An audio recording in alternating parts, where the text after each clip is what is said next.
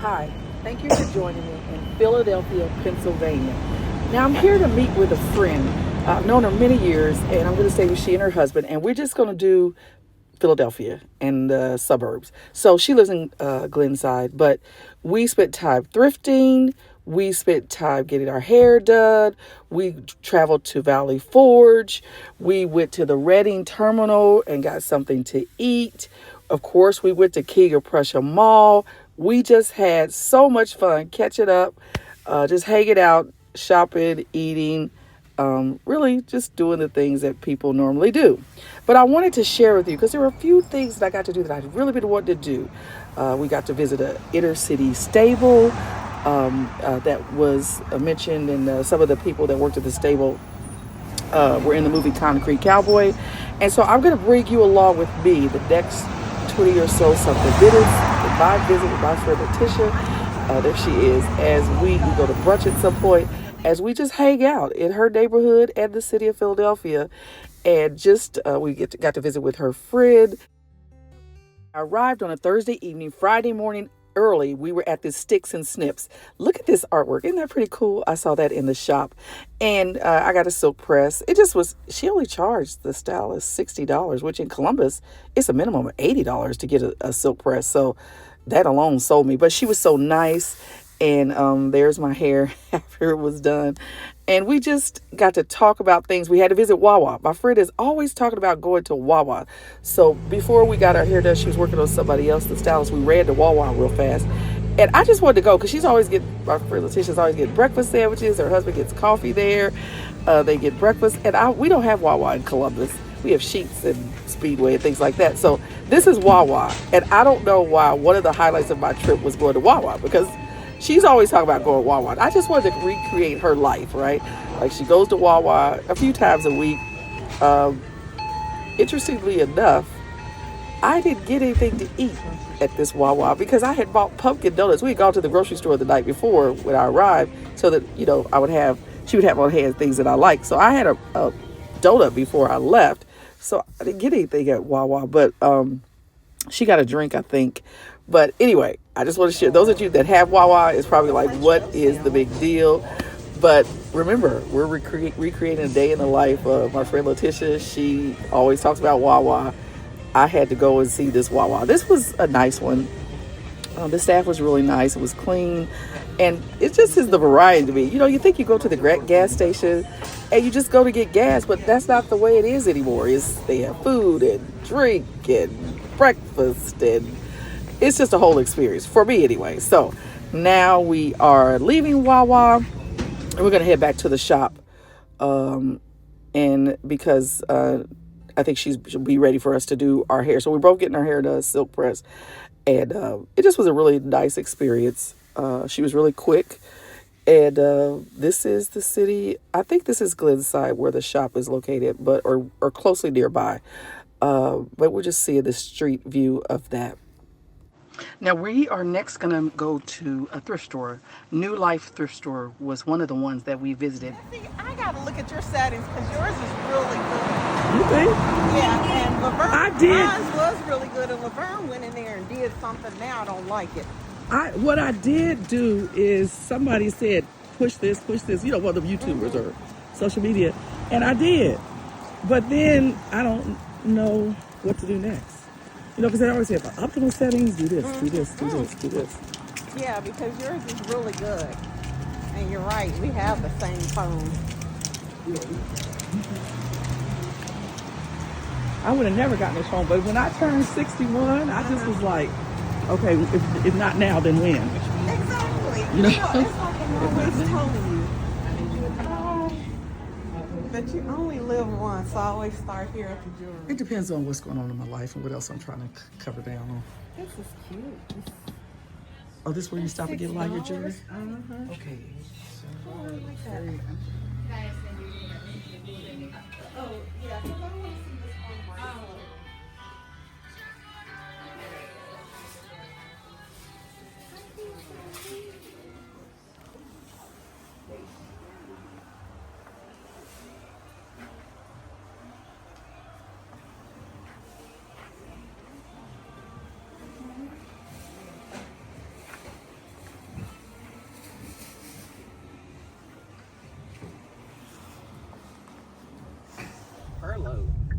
So everything is probably, self whatever, where they would probably do the reenactments and tell the whole history, take you on the walking tour. All that's not happening.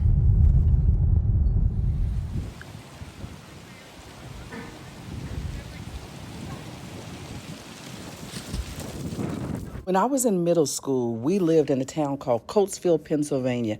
I'm not sure how far it is away from Philadelphia, but we would go to Philadelphia. We go to the King of Prussia Mall for family outings and things like that. And so I was excited to visit Valley Forge, the history. Now, with the government furlough that was going on at the time, the visitor center wasn't open. And I have that passport.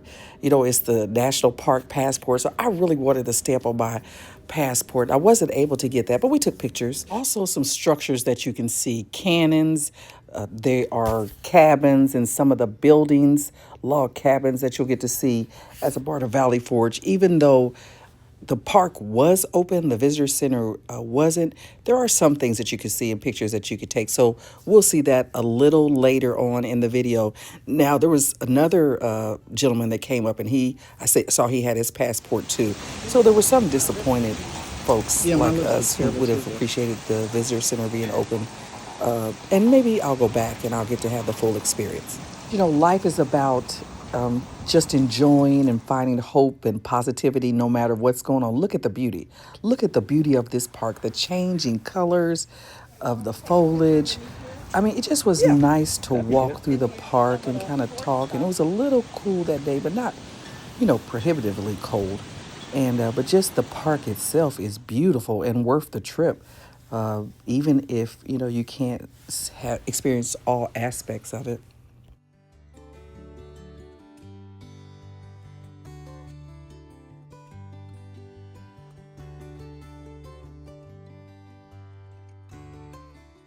Now, as we come along, look at these fences. Can't you imagine, the soldiers as they're marching and all those fences to kind of keep the different sides of the fighting apart? And, it was a difficult time. I don't want to try to recreate history because I might have the facts not quite right for this particular military engagement. And I do need to read up on the history of Valley Forge. But I mean, I did feel like I was there. I did, you saw those cabins and I looked in them and walked in them and you could just imagine, I don't know if these are true to scale per se. I would hope they were since they're historical. But to just imagine living in these city of huts as a soldier and not having everything you needed, all the food, and being cold, you being away from home, from your family, it just made you thoughtful and me grateful. Right now it's the day before Thanksgiving, 2025. And so just looking back at these videos, but just see the pictures and just thinking of everyone who contributed, everyone who fought for the freedoms of this country, and look at the workmanship of what it must have been like. We live in nice places with air conditioning, a lot of people, and not everybody, but quite a few people do, I think, at least in the United States. But look how, you would have had to cook over these kinds of stoves, and there's no drywall. It's just those logs. It just probably wasn't very warm or cold, I would have to think, and just real basic. So as I was walking in and out of the cabins, and this part was open in the park, so you could freely walk along this. My friend, she stayed in the car because, of course, she's from the area. She's been here plenty of times. But I hope that you can see as I walk through each of the cabins and try to show you each of the structures, a little bit of my experience at Valley Forge in 2025. And of course, you can stop and read about the different instruments and the different tools that they used. But it just, all history, when I view history, it always just makes me think. And of course, we're making history now, if you really think about it. Years from now, my grandkids, my great-grandkids, they'll be hopefully watching my videos and looking back on the history that we're currently creating, So that kind of makes me think about what an awesome opportunity we have to make great history, and do what we can to help a fellow man. So I don't want to preach anymore on that, but just When I look back at history, when I read and I think and put myself back in the historical times, I often do that too when I read the Bible. But just look, I couldn't imagine what it'd be having all these hundreds and thousands of soldiers and, being cold and away from their family and lonely and in war just has to be a terrible thing, all the sacrificing that they've done. But in these primitive structures per se, and it just kind of takes you back. Of course, there's some great movies out of the different wars during those times that, if you want to really immerse yourself in the culture. But I was glad to have the opportunity to see what I studied about as a kid or in high school or history, that, American history or things like that. And then it was so windy. You can probably tell by the trees what a windy day it was. And of course the fall foliage can kind of tell you the time of the year. But I love nature and I love beauty, and it just made me kind of think, look at that sky, how beautiful. Some things are just free. Like, there was no charge for us to do this today. Just drive up there, explore, experience, be a part of history, and just kind of contemplate what it must have been like for some of the soldiers and their families as they were fighting for what they were fighting for. So I hope you enjoyed this video. We are going to continue on. I'm going to meet my friend Letitia at the car after I go through a few more of these structures. And I guess this would have been the bunks where the people stayed. And that seems like close quarters to have somebody sleep, but you'd probably be so tired you wouldn't even care. And I'm 5'10" tall, so I was kind of trying to give you an idea of the height. But I am going to meet up with Letitia, and then we'll continue on with the video and see where else this trip takes us.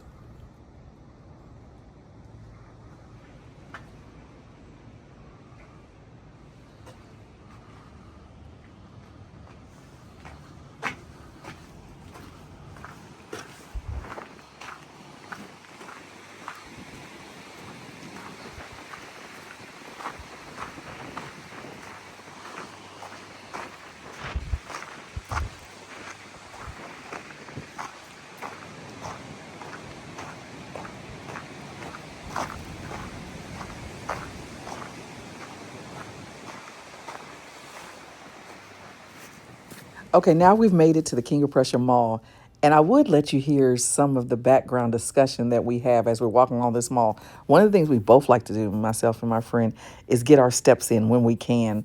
I've fallen off a little bit lately, but I'm going to get back to it. And so we're talking about it being good for us to be in the mall because, we're getting out of the house and getting our steps in. But the first thing I say, and you can't hear it because I took off that part of the volume of the narration, but I say, well, where is the cookie store? Where is the food court? Now, I'm supposed to be getting my steps in, and I'm worried about getting a chocolate chip cookie from the food court.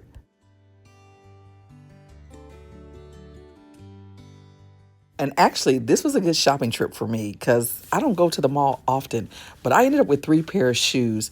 And if you're a tall person, a tall female like me, and I wear a size 11, sometimes, even though they have lots of 11s now, finding the right fit and the right style for me can be a challenge. So if I find a shoe that I like and it fits well, I buy it. So I ended up with 3 shoes this trip, 3 pair of shoes. And so for me, that was really, really good. And one of them, I just really love these tennis shoes. I should probably put a picture in here, but to show you guys. But they're just so cute. And you can just slip them on. And so I've worn them a lot, and I just love them. But finding the right pair of shoes, as anyone knows, is just huge. And I was able to do that at King of Prussia Mall. But it kind of brought back memories for me, just from being a kid, and just remembering with my family coming back to the King of Prussia Mall was a big thing for us to go and spend the day. Oh, just in case you're wondering, I don't know. We never did find the food court. I don't even remember what we ended up eating. But I know when we got to the Reading Terminal, we got cheesesteaks, and that was something that I really wanted to do. So I got a Philadelphia cheesesteak. But we are going to make our way to one of my favorite places of the trip. I really wanted to go to this, so I'm going to let you listen in. You guys want to pet some horses? Yes. Now, you're not supposed to get behind the right leg, right? We were trained for that. Yeah. I'm going to take a video if it's okay. Is it the right back leg? Just You don't get behind him? Yeah. Ooh. She ain't gonna do nothing. That horse 22 years old. 22 years old? 24. What's the horse's She name? was born that way. Devils.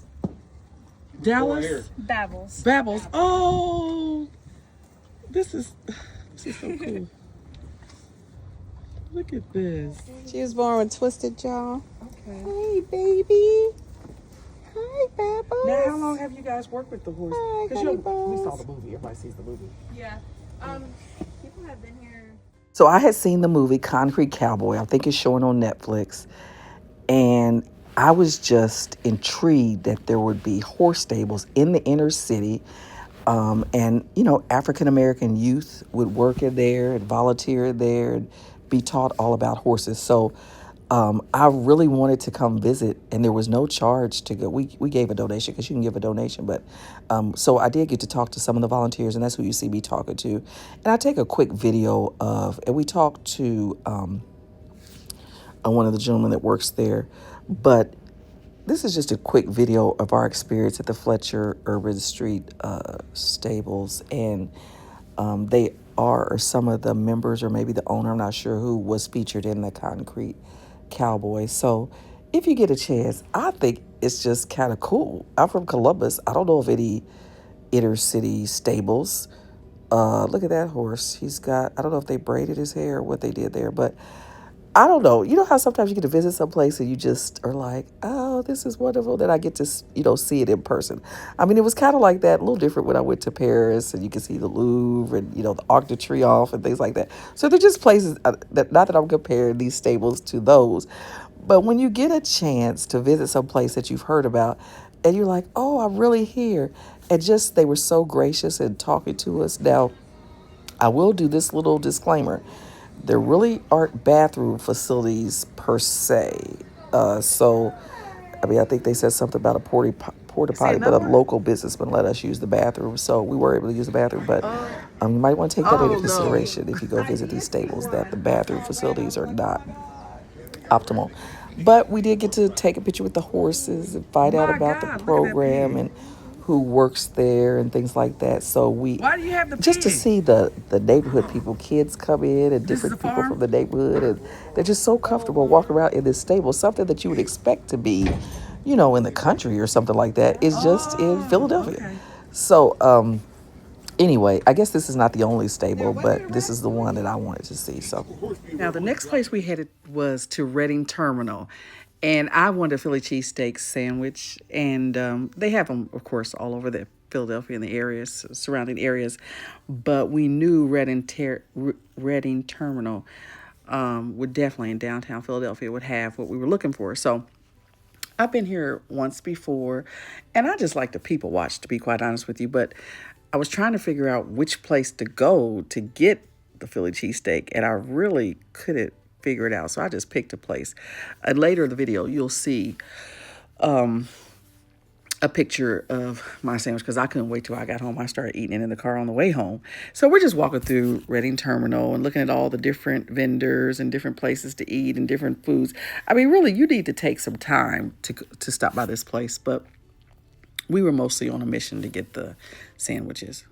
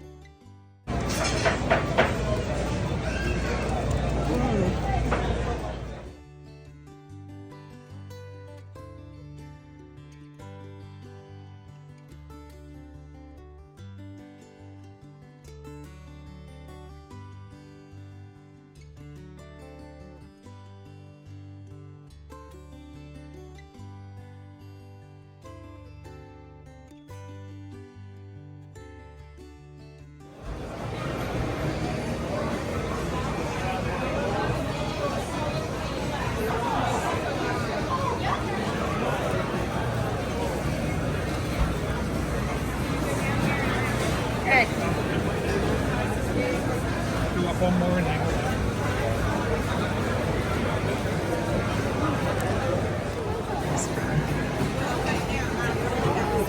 Talk about it when we had a dog, our bodies photos for him. Girl, he loved them. And maple turkey, beef brisket, bacon, 60. I don't know why beef bacon is so expensive. Oh, there's a Scrapple. Yeah. I don't know why Scrapple is so big here. I've never It even is. heard of It's Scrapple. a big, oh my God. These are Pennsylvanians. There's good like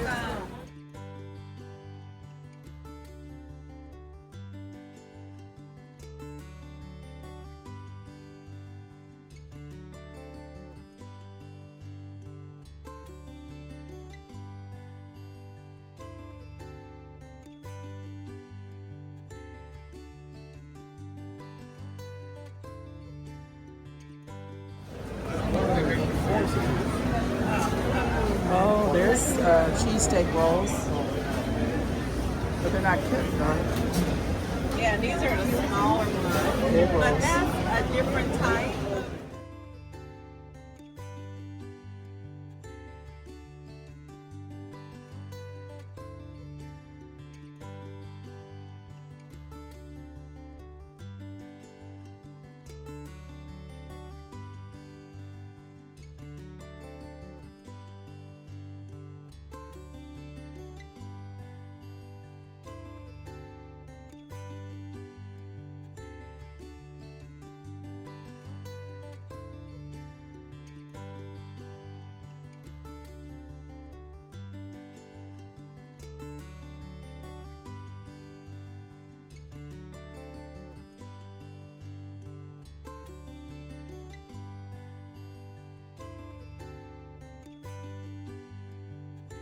I'm just gonna look right here.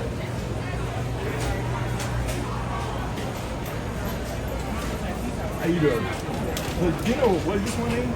Bacon coffee.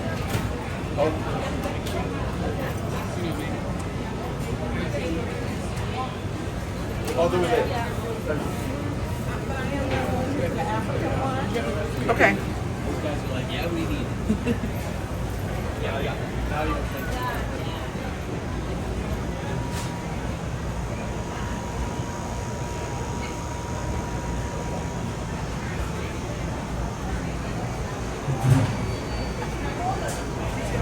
Cheesesteak, but I know me, I can't eat the whole thing, but I want to find something. What's the plan from here? Because, you know, On the way to the car, we stopped to see this sculpture, and it's 8 figures. It consists of 8 figures. It's by a local artist, Miguel Antonio Horn. He's out of the Philadelphia area. His roots are Colombian and Venezuelan, however. And this is 8 figures. They say that if they stood tall, like erect, they would be 15 feet tall. I don't really understand this particular sculpture per se, but it is huge. And I think it's just a must see if you're in downtown Philadelphia, just the scale of it. So, and if you like artwork and you like sculptures, this is definitely something worth seeing in downtown Philadelphia. This food is from the West Avenue Grill in Abington, Pennsylvania. It was so good. Letitia's beautician had told us that this was a place that she really liked to get food. It was so fresh. The service was great.